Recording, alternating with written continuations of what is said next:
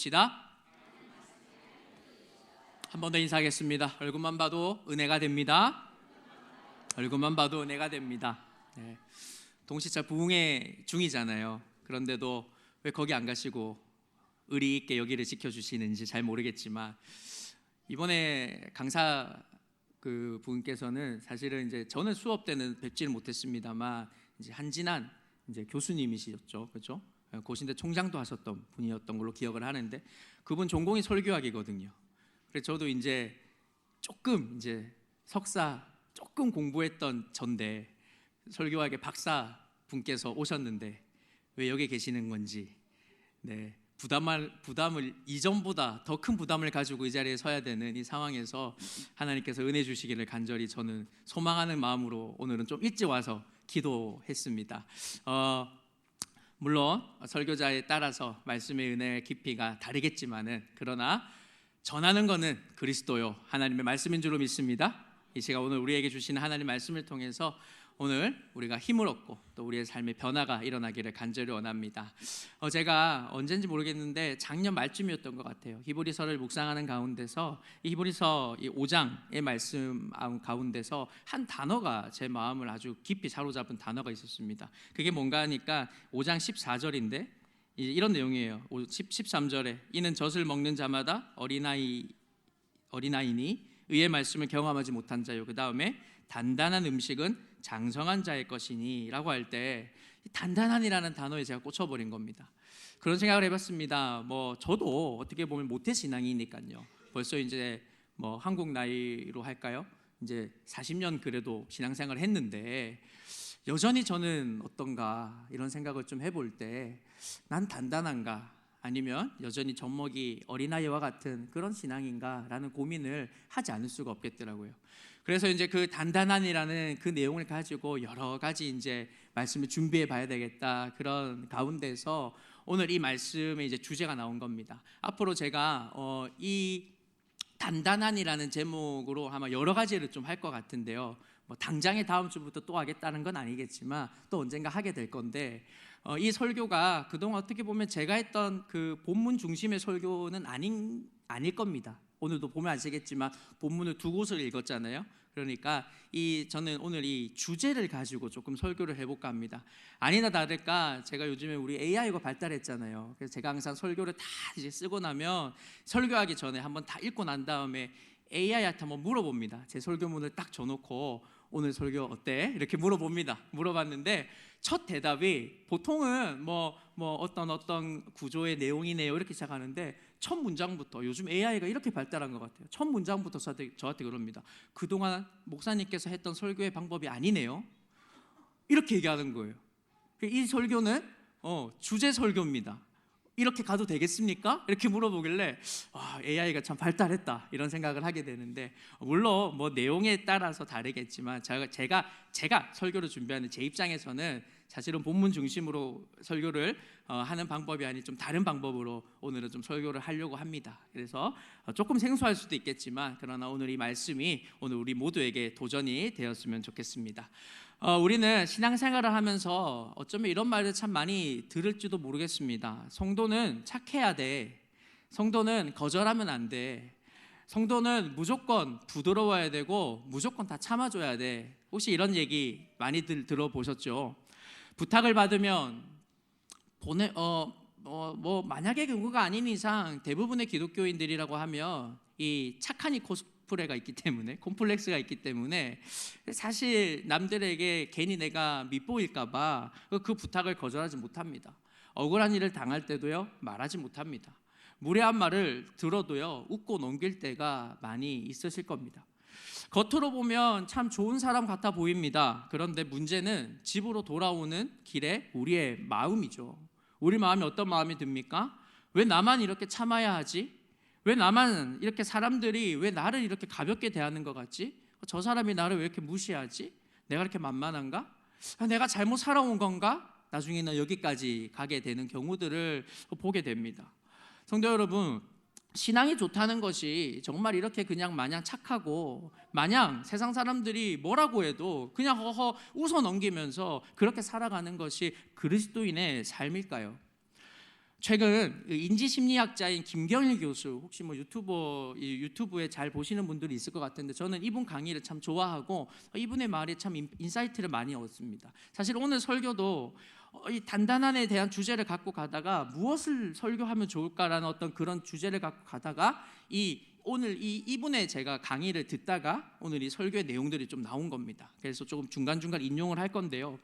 이 김경일 교수가요, 강의하면서 이런 질문들을 하더라고요.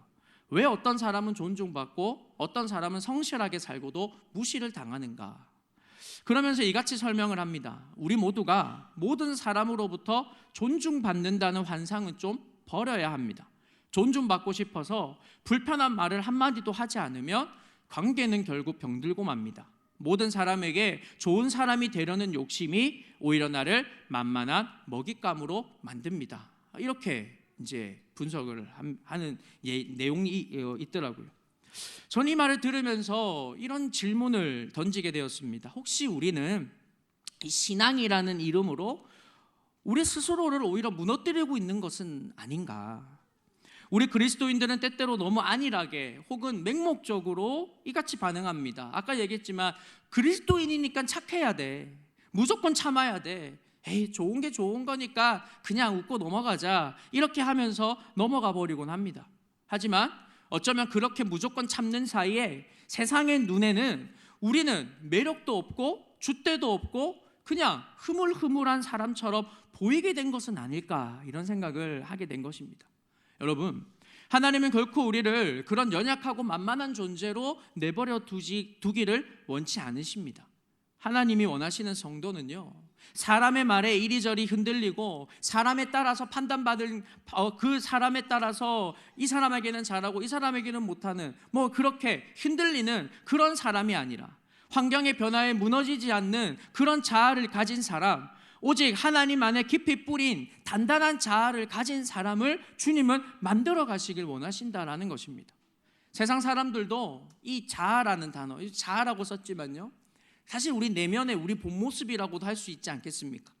이 자아를 찾기 위해서 인문학이나 심리학 서적들을 탐독하고 강의를 찾아 듣습니다. 하물며 하나님의 자녀인 우리는 얼마나 더 건강하고 단단한 영적 자아를 세워야 하겠느냐라는 것이죠.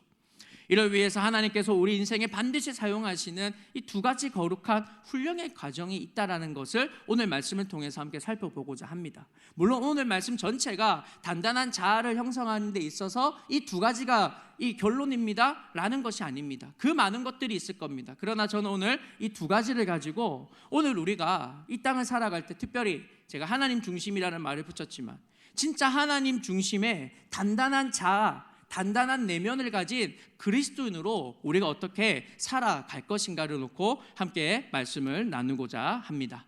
첫째로 우리가 하나님 중심의 단단한 자아를 만들기 위해서는요, 가장 첫 번째, 적절한 좌절을 통해 영적 근육을 키워야 한다라는 것입니다. 한 번 더 강조합니다. 적절한 좌절을 통해서 영적인 근육을 키워야 한다라는 겁니다. 하나님 중심의 단단한 자아는 평온한 온실 속에서 만들어지지 않습니다. 그것은 반드시 저항이라고 하는 과정을 거쳐야 형성이 됩니다. 우리가 여러분 헬스장 혹시 다녀보신 적 있으십니까? 저는 헬스를 별로 안 좋아하더라고요. 큰맘 먹고 끊었다가 잘 안 되더라고요. 한 달 이렇게 한 3달 끊었다가 사실 한 달도 채 못 갔는데 2달은 그냥 버리는 이런 모습이었는데, 이 헬스라는 것 중에서 이런 내용이 있습니다. 여러분, 가벼운 깃털 같은 거를 여러분 수만 번 든다고 해서 거기에 근육이 생기겠습니까? 그렇지 않다라고 합니다. 근육이 생기는 과정은요, 내 힘으로 들기 버거운 무게를 들고 버틸 때 이 근육 세포에 미세한 상처들이 나는데, 그 상처들이 아물고 나면 비로소 단단한 근육이 만들어진다라는 것입니다. 이와 같이 우리의 영혼의 근육도 마찬가지다라는 것이죠. 오늘 본문 야고보서 1장 2절을 보면 이렇게 시작을 하고 있습니다. 우리 2절 말씀 다시 한번 읽도록 하겠습니다. 내 형제들아, 너희가 여러 가지 시험을 당하거든 온전히 기쁘게 여기라. 아멘. 여기 보면 시험을 당하거든 뭐하라고요? 온전히 기쁘게 여기라라고 말합니다. 여기서 말하는 시험은요, 말 그대로 외부에서 닥쳐오는 온갖 시련과 고난을 의미합니다. 근데 어떻게 이것이 기쁠 수 있겠냐라는 것이죠. 그래서 사도 야고보는 이 시험의 성격을 가르쳐서 3절에 시험이라는 단어 대신 다른 단어로 이것을 표현합니다. 3절의 말씀을 보시면 이는 너희 믿음의 시련이 인내를 만들어내는 줄 너희가 알미라. 여기 보시면 야고보가 이 시험을 무엇으로 바꿨습니까? 시련이라는 단어로 바꿨다라는 겁니다. 시련이라는 단어 헬라어로 도키미온이라는 단어입니다. 이 단어는 어디에 쓰였냐 하니까 금을 정제하는 그 과정을 일컬어서 도미키온이라고 했습니다. 금을 정제한다 무슨 말입니까? 광석을 불 속에 넣으면 불순물이 타버리지 않습니까? 그리고 나면 마지막에 남는 건 바로 순금, 바로 순수 100%의 순금만 남게 되는 것이죠. 여러분, 여기서 중요한 질문 하나 드리고 싶습니다. 그러면 불이 금을 망가뜨린 것입니까? 그렇지 않다라는 것이죠. 불은 이 금의 가치를, 광석에 에워싸여서 불순물이 덕지덕지 붙어 있었던 그 광석, 그 돌덩어리를 그 불을 통해서, 그 불의 뜨거움을 통해서 불순물들은 다 녹아지고요, 오직 순금만 남겨내는, 바로 금의 가치를 드러내는 도구가 바로 이 불이었다라는 것입니다. 우리 인생의 고난도 이와 같다라는 것이죠. 고난의 불을 통과할 때 우리 안에 섞여 있었던 거짓되고 헛된 우리의 연약한 그 내면의 모습들은 불타고 순도 100%에 가까워지는 진짜 믿음, 하나님 중심의 단단한 자아로 만들어져 간다라는 것입니다. 그래서 김경애 교수는요, 그 강의에서 이를 심리학적으로 이렇게 부르더라고요. 아까도 제가 되지 말할 때 말했지만 적절한 좌절 이렇게 부르더라고요. 한번 따라할까요? 적절한 좌절. 시험이라는 거, 불이라는 거, 시련이라는 걸 적절한 좌절. 굉장히 표현이 좋았던 것 같아요. 그러면서 이런 문장을 인용합니다. 커리어 초반에, 운동선수 가운데 커리어 초반에 한 번도 패배해 본 적이 없는 선수는 큰 위기 앞에서 속절없이 무너집니다. 그러나 적절한 좌절과 스트레스를 겪으며 회복해본 경험이 있는 사람만이 인생의 후반전에서 진짜 실력을 발휘할 수 있습니다. 이렇게 설명을 하더라고요. 그렇습니다. 하나님은 우리를요, 아무런 고통이 없고 그냥 아무런 어려움이 없는 그런 온실 속에 그냥 때 되면 물 주고 때 되면 거름 주고 때 되면 수확해 주는 그런 온실 속에 화초로 우리를 키우고자 하시는 것이 아니라 광야 가운데 단단하게 자라나는 백향목으로 키우길 원하신다라는 것입니다. 그래서 때로 우리 인생에 감당하기 힘든 이 좌절의 무게를 주님은 얹어주시기도 하는 것이죠. 성경에 보면요, 이 적절한 좌절을 가장 혹독하게, 그러나 가장 영광스럽게 통과한 인물이 있습니다. 누군지 혹시 짐작이 되십니까? 바로 맞습니다. 성경문을 보셨나요? AI보다 더 훌륭하십니다. 요셉입니다. 여러분, 요셉 보십시오. 요셉은 아버지 야곱 밑에서 채색 옷을 입고 살 때만 하더라도요, 사실 요셉에게는 단단한 자아가 없었습니다. 그저 온실 속의 화초와 같이 그는 채색 옷 아래에서 사실 그는 내면이 연약한 그러한 존재였습니다. 형들의 잘못을 아버지에게 또렷이 달려가서 고자질하고요, 자기가 꿨던 그 꿈을 형들에게 자랑하듯이 얘기하고, 타인의 시선과 사랑에만 기댔던 미성숙한 존재가 사실은 요셉의 어린 시절이었다라고 생각합니다. 그런 상태에서 만약 요셉이 애굽의 총리가 되었다라고 한다면 여러분 어떻게 되었을 것 같습니까? 여러분의 상상력을 한번 동원해 보십시오. 철부지, 세상 물정 모르고 그냥 아빠가 금수저라서 좋은 차 타고 좋은 옷 입었던 그 요셉이 총리가 됐다. 그러면 여러분 세상 물정 모를 거잖아요. 그러니까 어떻게 됐을까요? 아마 이 내면의 미성숙함으로 인하여서 교만해졌거나 아니면 자신을 반대하는 자들, 만약에 형들이 자신을 팔았을 때 그냥 그대로 애굽의 총리가 됐다고 한다면 바로 그냥 그 형들을 수청해버리는 그런 일도 벌어지지 않았을까? 여러분의 상상력을 동원해 보시라는 거죠. 그랬지 않았을까요? 그런데요, 하나님은 요셉을 총리로 세우기 전에 먼저 그의 미성숙한 내면에 적절한 좌절이라는 불로 연단에 가셨다라는 것입니다. 여기서 핵심이죠. 배신당하기도 하고 오해받기도 하고 잊혀지는 시간들을 그는 보냈습니다. 요셉에게 이 시간은 자신의 존재가 완전히 부정당하는 극심한 좌절의 시간이었겠지요. 하지만 성경은 요셉의 그 시간을 가리켜서 이렇게 기록을 하고 있습니다. 요셉의 그 상황을 시편에서는 이렇게 고백합니다. 시편 105편에 보면 이렇게 말씀합니다. 제가 안 드렸나요? 네, 보시면 이렇게 얘기하면 함께 읽겠습니다. 그가 한 사람을 앞서 보내셨으며 요셉이 종으로 팔렸도다. 그의 발은 착고를 차고 그의 몸은 쇠사슬에 매였으니 곧 여호와의 말씀이 응할 때까지라. 그의 말씀이 그를 단련하였도다. 단련했다라는 것입니다. 적절한 좌절, 그 좌절의 시간을 통해서 이 요셉에게 영적인 근육을 만들어냈다라는 것입니다. 감옥이라서 이제 끝난 인생인 줄 알았는데 하나님은 그 감옥을 요셉의 자아에 영적 근육을 붙게 하시는 훈련장으로 삼으시고 그곳에서 사람을 의지하던 마음을 다 태워버리시고, 여러분 그렇지 않습니까? 2년 동안이나 여전히 그는 잊혀진 존재로 있었습니다. 사람을 의지했었습니다. 그랬던 그를 그 시간 동안에 오직 하나님 한 분만으로 충만한 자아를 만들어 가셨다라는 것입니다. 사랑하는 여러분, 기억하십시오. 요셉이 총리가 된 것은 그의 뛰어난 능력 때문이 아니라 적절한 좌절, 오늘 본문으로 본다면 실현이라고 하는 그 내면의 정죄를 통해서 하나님 중심의 단단한 내면이 만들어졌기 때문이다라는 것입니다. 이러한 건강하고 단단한 자아 때문에 요셉은 자신을 팔아버린 형들을 보았을 때도 이같이 고백할 수 있었던 겁니다. 창세기 45장 7에서 8절의 말씀을 보면 하나님이 큰 구원으로 당신들의 생명을 보존하고 당신들의 후손을 세상에 두시려고 나를 당신들보다 먼저 보내셨나니, 그런즉 나를 이리로 보낸 이는 당신들이 아니요 누구시라고요? 하나님이시라. 이게 바로 하나님 중심의 단단한 자아를 가지고 있는 사람의 고백이다라는 것입니다. 사랑하는 여러분, 팀 켈러 목사님이 쓴 고통의 나파다라는 책이 있습니다. 그 책에 보면 이런 내용이 있어요. 고난은 하나님이 우리를 버리셨다는 증거가 아니라, 그 다음 함께 읽을까요? 우리를 가장 소중한 작품으로 빚고 계신다는 증거다. 믿으십니까? 여러분, 우리의 삶 가운데 고난 없을 수 없습니다. 여러분, 이 땅에 살면서 고난이 없다? 그건 의심해 봐야 됩니다. 사실 이 땅의 삶 누구든 다 좌절이 있고 고난이 있습니다. 종종 이렇게 기도하는 분들이, 종종 이렇게 말하는 분들이 있어요. 예수님 잘 믿으면 잘 살아야 되는 거 아니야?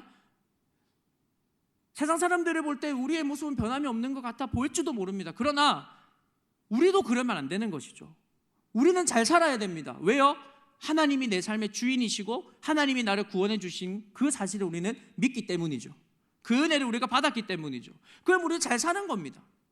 근데요, 세상의 기준에 따라서 이리저리 흔들린다? 그것은요, 어쩌면 우리의 내면이 아직 하나님 중심의 단단한 자아가 형성되지 아니한 그러한 삶으로 우리가 그냥 신앙의 연수만 채워나가고 있다라는 것이지요. 사랑하는 여러분, 여러분이 겪는 그 고난, 그 좌절은 여러분의 자존감을 깎아내리는 하나님의 공격이 결코 아닙니다. 오히려 하나님께서 우리의 영혼에 영적 근육을 붙여주시는 과정인 것입니다. 타인의 비난에 내 가치가 결정되지 않는 상태, 환경과 상황 앞에서 흔들리거나 좌절하지 않는 상태, 오직 하나님의 평가만이 나의 진짜 모습임을 깨닫는 그 단단한 자아를 만들기 위해서 하나님은 지금 그 적절한 좌절로 우리의 인생을 단련하고 계심을 믿으시기를 바랍니다. 이 믿음이 바로 야고보서 1장 4절의 약속이 이루어지는 삶으로 우리를 인도하게 되는 것입니다. 인내를 온전히 이루라. 이는 너희로 온전하고 구비하여 조금도 부족함이 없게 하려 함이라. 아멘. 바로 이것이 우리가 하나님 중심의 단단한 자아 만들기 첫 번째 하나님의 재련의 과정이라고 한다면요, 이제는 우리 내면에서 이 외면의 모습으로 나타나는 모습으로 우리가 이 단단한 이 자아를 우리가 계속해서 유지해 나가야 하겠는데요, 바로 이어서 두 번째로 넘어가 보겠습니다. 그래서 우리가 하나님 중심의 단단한 자아를 우리가 만들기 위해서, 우리가 단단한 자아로 살아가기 위해서는요, 바로 거룩한 울타리를 우리의 삶 가운데 세워야 한다라는 것입니다. 거룩한 울타리를 세워야 한다. 우리는 흔히 신앙이 좋다는 것을 울타리 없는 상태로 오해합니다. 무슨 뜻인가 하면 누가 내 경계선을 밟고 들어와도 내 귀한 시간과 내 에너지를 함부로 약탈해가도 그저 웃으며 다 내주는 것이 예수님의 사랑이라고 생각을 합니다. 하지만 여러분, 그것은 사랑이 아니라요, 중심이 없는 것입니다. 그렇게 하면 결국 누가 시들어져 갑니까? 내가 황폐해져 가는 것입니다. 그래서 두 번째 본문인 갈라디아서 1장 10절 말씀, 다시 이제 말씀을 펴시고요. 갈라디아서 1장 10절에서 사도 바울은 이렇게 단호하게 얘기하는 겁니다. 다시 한번 읽도록 하겠습니다. 이제 내가 사람들에게 좋게 하랴, 하나님께 좋게 하랴, 사람들에게 기쁨을 구하랴. 내가 지금까지 사람들의 기쁨을 구하였더라면 그리스도의 종이 아니니라. 아멘. 여기서 좋게 하랴라고 번역된 단어 페이도라는 이 단어는 단순히 친절하게 대한다라는 뜻이 아닙니다. 이것은 상대방의 비위를 맞추다, 설득당하다, 아첨하다라는 뜻이 담겨 있습니다. 그냥 좋게 한다라는 차원이 아니라 그냥 당신이 말한 거 다 맞아, 당신이 해달라는 거 내가 다 해줄게, 그렇게 설득당하고 아첨하는, 비위를 맞추는 게 바로 이 좋게 하라라는 단어입니다. 그러니까 사도 바울이 말하는 거는 내가 이와 같이 사람들의 눈치를 보면서 그들의 비위를 맞추는 그런 인생이었다라고 한다면 나는 더 이상 그리스도의 종이 아니다라고 선언하고 있다라는 것입니다. 김경일 교수는 이 현상을 심리학적으로 아주 날카롭게 이렇게 꼬집습니다. 존중받기만 하고 자란 이들은 무례한 사람을 만날 때 대처할 줄 모릅니다. 때로는 불편한 말을 꺼내는 것이 자신과 조직을 지키는 길입니다 라고 분석을 합니다. 여러분, 근데 이 말을 우리가 오해하면 안 됩니다. 무례하게 행동하거나 이웃을 존중하게 대하지 말라는 뜻이 결코 아닙니다. 그러니까 무례한 사람을 만났을 때 내가 대처도 못하고 다 받아주면 안 된다라고 지금 얘기하는 겁니다. 당연히 우리는 어떤 상대를 만나면 존중도 해야 되고 사랑도 해야 되고 이해도 해야 되는 것은 맞습니다. 하지만 내가 가지고 있는 믿음과 신앙의 기준, 곧 말씀에 비추어 볼 때 정당하지 못하다거나 말씀의 진리에서 벗어난 요구를 받는다라고 한다면 아무리 친한 사이라고 할지라도요, 단호하게 그 불편한 진실을 말할 수 있어야 한다라는 것입니다. 쓴소리를 감수하고도 바른 길을 제시해 줄 수 있는 것, 그것이 사실 진짜 사랑의 모습인 것이죠. 그런데 여러분, 머리로는 이 사실 우리 다 알 겁니다. 그런데요, 막상 현실에 들어가면 어떻게 됩니까? 잘 안 될 겁니다. 저도 마찬가지고요. 괜히 관계 안에서 깨질까 봐 거절하기도 쉽지도 않고, 나를 무시하는 사람 앞에서도 억지로 웃거나 그냥 뭐 내가 이해하고 말지라고 넘어갈 때가 더 있을 것입니다. 그런데요, 그렇게 한다는 게 좋은 게 아니다라는 거죠. 그것은 내가 거절했다가 저 사람이 나를 떠나면 어떡하지? 나에 대한 평판이 나빠지면 어떡하지? 하는 그 두려움이 그 마음에 자리 잡고 있기 때문입니다. 궁극적으로 말한다면요, 우리 마음 중심에 바로 이 하나님의 인정, 하나님이 있는 것이 아니라 사람이라고 하는 사람의 평판, 사람의 어떠한 인정, 사람의 조건, 이런 것이 더 크게 자리 잡고 있기 때문이다라는 것이죠. 어쩌면 이것은 우상이라고 말할 수 있겠습니다. 눈에 보이지 않는 하나님보다 당장 눈앞에 있는 사람을 더 두려워하기 때문에 그냥 좋은 게 좋은 거지 하고 넘어갈 때가 있다라는 거죠. 김경일 교수가 하는 말의 의미도 바로 이거라는 겁니다.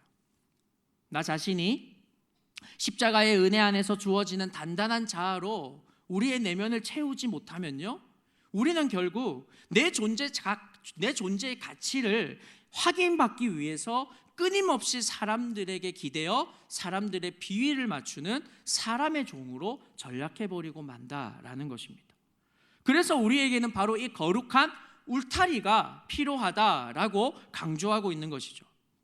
이 거룩한 울타리, 성경에서 가장 멋지게 보여준 인물이 있습니다. 이번에도 맞출까요? 누군지 아십니까? 누굴까요? 힌트 드릴까요? 니은으로 시작하는 이름, 구약의, 맞습니다, 느헤미야입니다. 네, 처음 들어보신 이름입니까? 네, 성경에 보면 나옵니다. 느헤미야. 이 거룩한 울타리를 정말 멋있게 보여준 사람이 느헤미야더라고요. 느헤미야가 어떤 사람입니까? 예, 성벽을 재건한 인물 아닙니까? 무너진 그 예루살렘의 성벽을 재건한 사람이 이 느헤미야인데요. 느헤미야가 무너진 예루살렘 성벽을 재건할 때요, 이 느헤미야를 공격하고 핍박했던 무리들이 있었습니다. 산발랏을 미시해서 도비야와 같은 방해꾼들이, 대적자들이 그를 계속해서 괴롭혔습니다. 그들은 처음에는 느헤미야를 조롱했습니다. 저거 봐라, 저 다 허물어져가는 저 볼품도 없는 저거 세워봤자 뭐 하겠느냐, 그렇게 조롱하고 그렇게 했는데도 여전히 느헤미야가 꿋꿋하게 그 성벽을 재건하고 있으니까요, 나중엔 이런 제안을 합니다. 느헤미야야, 우리 오노평지에서 좀 만나서 우리 사이좋게 좀 대화를 좀 해보자. 야, 너 왜 그렇게 고집불통이니? 내가 너 잘못되라고 그러는 거야? 아니야, 한번 만나서 우리 허심탄회하게 좀 얘기 좀 해보자. 이제 이렇게 제안을 한 거죠. 근데 여러분, 이게 사단의 전략인 게요, 우리의 거룩한 경계선을 허물기 위해서 세상의 사람들, 이 사탄은요, 대화와 타협이라는 그럴듯한 옷을 입고 찾아온다라는 것입니다. 만약에 느헤미야가 모든 사람에게 좋은 리더가 되고 싶었던 거예요. 모든 사람이랑 다 사이좋게 지내고 싶었어요. 내가 사람에게 좋은 평가 듣고 싶었던 그런 지도자라고 한다면요, 그는 성벽 쌓기를 멈추고 제안을 했으니까 그들을 만나러 갔지 않았겠습니까? 근데 성경에 보면 그들의 그 제안에는 뭐가 있었냐면, 이 느헤미야를 함정에 빠뜨려서 느헤미야를 해하려고 했단 말이죠. 그런데 느헤미야는 어떻게 합니까? 그는 굽히지 않더라라는 것입니다. 느헤미야 6장 3절의 말씀 한번 보십시오. 이렇게 말합니다. 내가 이제 큰 역사를 하니 내려가지 못하겠노라. 어찌하여 역사를 중지하게 하고 너희에게로 내려가겠느냐. 한 번만 거절한 게 아니더라고요. 그 다음 4절에 보면 이렇게 말씀합니다. 그들이 4번이나 이같이 내게 사람을 보내대. 4번이나 보냈대요. 4번이나 이 느헤미야를 데려오려고 꼬셔보려고 했대요. 근데 어떻게 합니까? 나는 똑같이 대답하였더니 안 간다. 나의 이 거룩한 울타리를 넘어오지 마라. 내가 가고 있는 이 거룩한 울타리 나는 깨지 않는다. 그렇게 자신을 지켰다라는 것입니다. 느헤미야는 무엇이 하나님의 일이고 무엇이 나를 무너뜨리는 유혹인지를 분별하는 단단한 자아와 중심이 그에게 있었다라는 것이지요. 그는 원수들의 비난을 두려워하지 않았습니다. 오히려 그가 단호하게 영적 선을 그었을 때 어떻게 됩니까? 대적자들의 위험에서도 벗어났을 뿐만 아니라요, 52일 만에 성벽이 완공이 되었고, 대적자들은 도리어 느헤미야와 하나님을 두려워하게 되었다라는 것입니다. 여러분, 이게 진정한 하나님 앞에서 거룩한 울타리를 지키는 하나님 중심의 단단한 자아를 가진 사람의 모습이다라는 것입니다. 사랑하는 여러분, 우리가 남들에게 만만하게 보이고 무시당하는 것 같은 그런 느낌을 받을 때는요, 사실은 그것은 어쩌면 그건 나에게 그 이유가 있는 것 같습니다. 나만의 확고한 영적 기준이 없기 때문일 때가 많은 것 같습니다.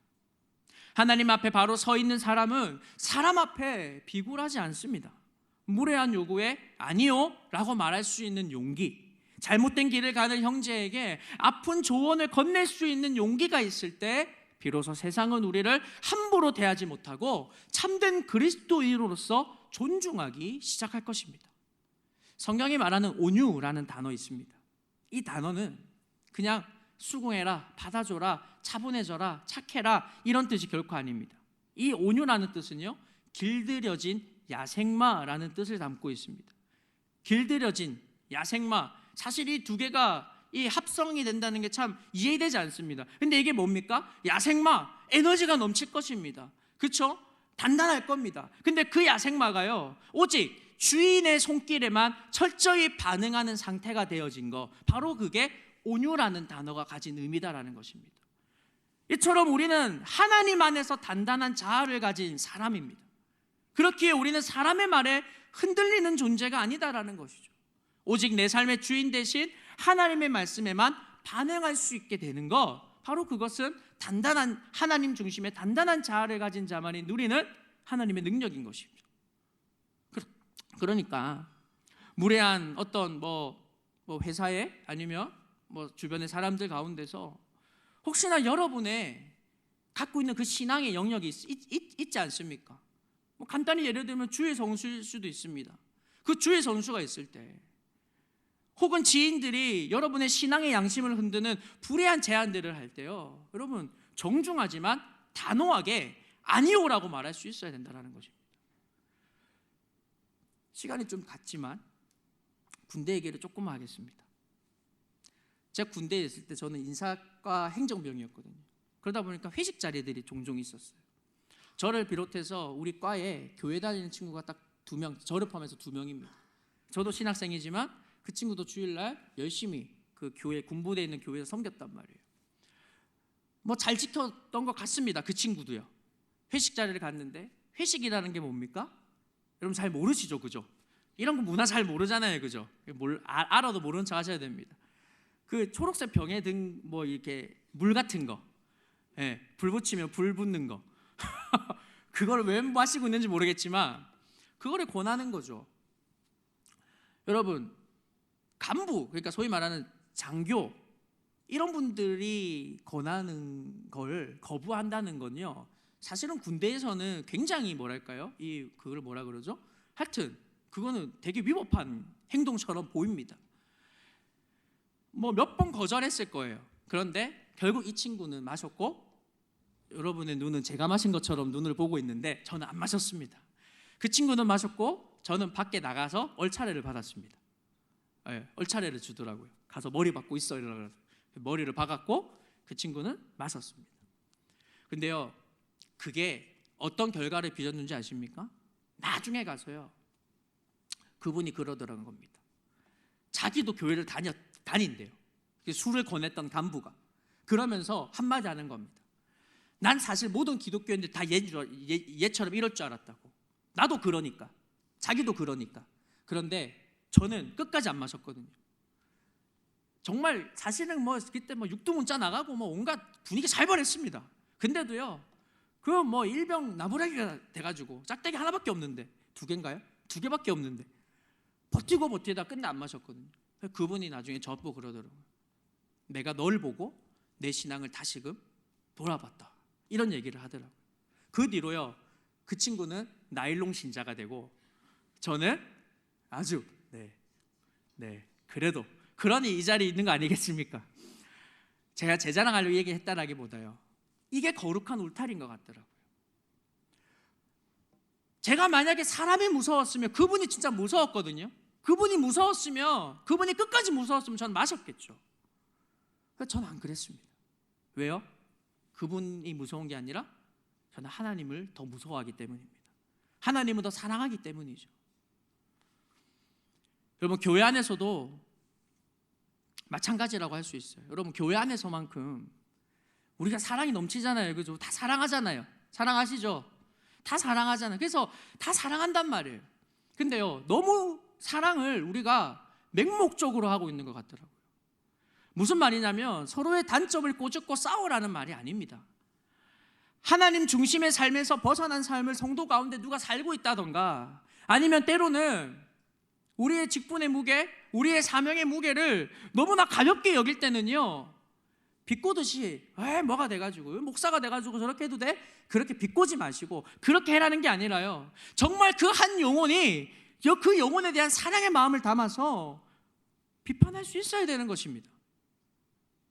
그리고 그 비판을 받는 사람 역시 그 비판을요, 내가 지금 잘못된 길을 가고 있구나라는 그 사랑의 비판으로도 들을 수 있어야 한다는 것이죠. 여러분, 바로 이게 공동체를 살리는 것입니다. 그럼 왜 한국 교회가, 왜 우리가 자꾸만 세상 사람들에게 질타를 받습니까? 무엇 때문일까요? 자기들끼리는 좋다는 거예요. 근데 여러분, 우리 안에서도 정말 좋아서 좋은 건 아니잖아요. 제가 이야기를 하는 이유는 우리 조금 현실을 보자라는 겁니다. 진짜 여러분, 성도를 사랑하십니까? 봐요, 안 사랑하잖아요. 지금 아무도 아멘 안 하잖아요. 사랑하십니까? 사랑하면요, 그 사람이 바른 길 갈 수 있도록 쓴소리도 할 수 있어야 된다는 겁니다. 여러분, 저 역시 강단에서는 목회자로서 그런 욕심 없는 거 아니에요. 제가 AI한테 왜 물어보겠습니까? 오늘 설교 어떤가? 좋습니다. AI가 좋다는데 이 정도면은 명설교겠네. 그 말 사실 좀 듣고 싶기도 해서 그거 돌리는 거거든요. 시중팔고 그 말 해줍니다. 왜냐하면 얘가 인식이 되어 있거든요. 예. 근데 여러분, 제가 만약에요, 내가 여러분에게 인기 얻어야지, 내가 잘 나가야지, 내가 유명해져야지, 그런 마음으로 제가 만약에 이 자리에서 제가 하고 싶은 말하고 제가 인기 얻을 말하고 만약에 그렇게 말한다면요, 여러분은 다 눈치채실 거라고 생각합니다. 왜냐하면 여러분 다 순수한 믿음, 깨끗한 믿음이시잖아요. 여러분은 술 입에 한 번도 안 댔잖아요.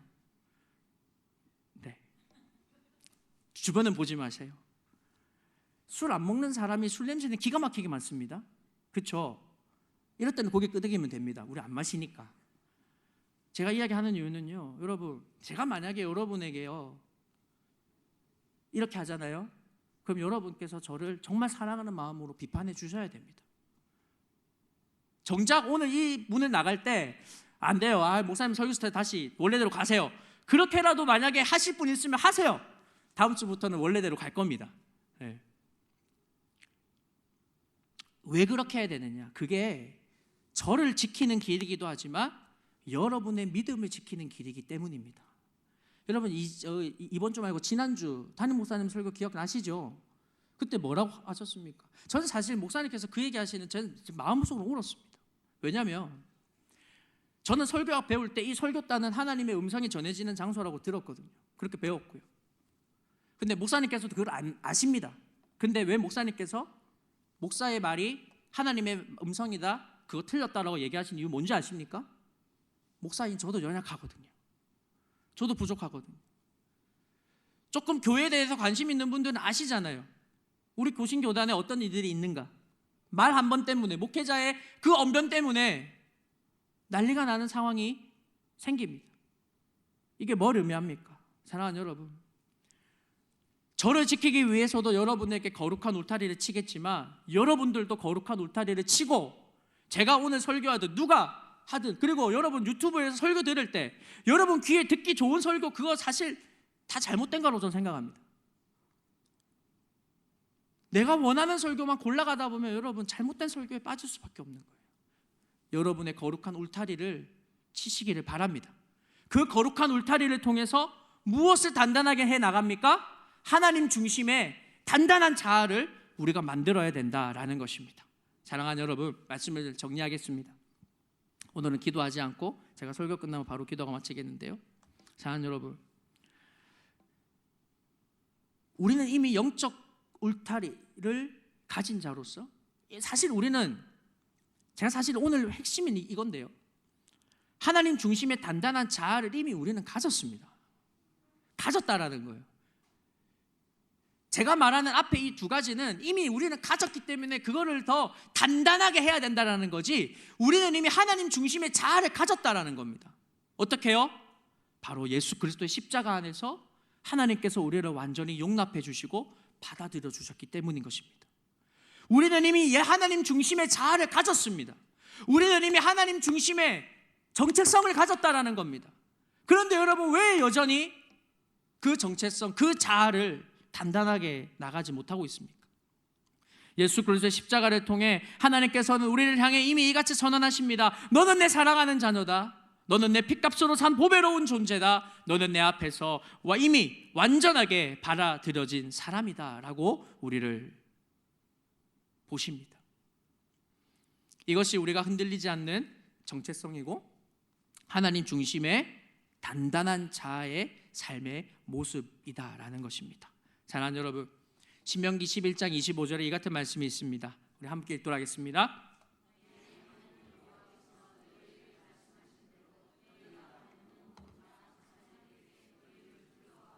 무서워하게 하시리니 너희를 능히 당할 사람이 없으리라. 아멘. 믿으십니까? 아멘. 여러분, 이 고백대로 우리가 좀 살았으면 좋겠습니다. 여러분, 하나님 중심의 단단한 자아를 가지십시오. 이미 그 자아를 우리는 가지고 있기에 더 단단하게 만들면 됩니다. 언제까지 1kg 아령만 들고 계시겠습니까? 1kg 들었잖아요. 그러면 2kg, 3kg, 5kg, 때로는 우리에게 그러한 적절한 좌절의 시간이 있을 것입니다. 그것을 가지고 그냥 남들처럼 낭망하고 넘어져 있는 것이 아니라 그 좌절의 시간을 통해 우리의 영적 근육을 단단하게 만들어 가시기를 축원합니다. 또한 우리에게 거룩한 울타리를 치십시오. 세상 사람 뭐가 두렵습니까? 좀 외로워지면 어떻습니까? 교회 오면 되잖아요. 성도들 이렇게 사랑하는데. 저도 이제 친구가 없더라고요. 중학교 때 친구, 고등학교 때 친구 다 없어요. 저만 그런 것 같아요.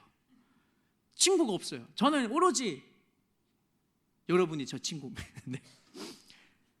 그래요. 근데 외롭지가 않아요. 사실 여러분 세상에 혼자가 돼도 사실 외롭지 않을 정도로 주님은 우리를 하나님의 자녀 삼아 주셨음을 믿으시기를 바랍니다. 하나님 한 분만으로 우리가 만족할 수 있는 것, 단단한 영적인 자아를 우리가 가졌을 때입니다. 오늘 이 시간 이후로 우리의 자아, 우리의 내면을 한번 고민해 보세요. 제가 기도 안 하고 마칠 테니까 나중에 집에 가셔서 한번 고민해 보시고요. 물론 이 내용이 전부는 아닐 겁니다. 그러나 중요한 것, 우리는 이미 하나님 중심의 자아를 가졌고 이제는 우리에게 그 자아가 더욱 단단해져야 된다는 것입니다. 오늘 이 시간 이후로 단단한 자아를 가지고 우리 공동체가 더욱더 은혜와 사랑으로 거룩해져가는 우리 모두가 되기를 간절히 축원합니다. 함께 시간 제가 기도하겠습니다.